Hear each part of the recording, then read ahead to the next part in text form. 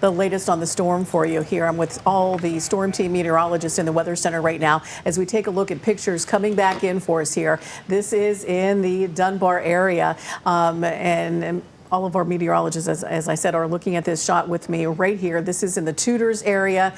A billboard sign pummeled down to the ground onto that car right in the parking lot of the Tudors. Brandon? You just got to think about the structural damage that is. I mean, that weighs a lot. And that just tells you, I mean, we had some really rough winds roll through again earlier today in Huntington. We had 92-mile-per-hour gusts reported there. And a lot of activity going on this evening. A lot of people here, crews working, trying to literally take this thing apart piece by piece. It's a scene that sort of takes your breath away with a chilling story to go with it. Thankfully, no one was hurt, but the man who had his car crushed was just in it and had come inside when the storm came in. Take a look at some of this video that I shot here earlier today. This is Ronnie Howard's car. He works at the Geno's Tutors here and had just finished up his break, stepped inside, and the storm came. He said the storm itself was so loud they just could hear debris hitting the building while they were taking shelter.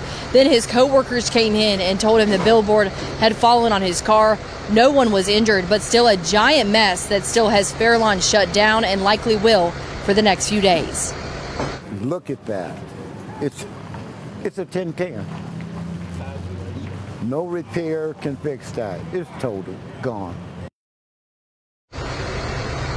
Now, this was also a chaotic time for first responders. Just to give you an idea, here in Dunbar, around the time this happened, the tractor trailer overturned on 64, which they also had to respond to, along with other crashes and damage. And like I mentioned earlier, a lot of loud activity happening here tonight as they start to take this thing apart.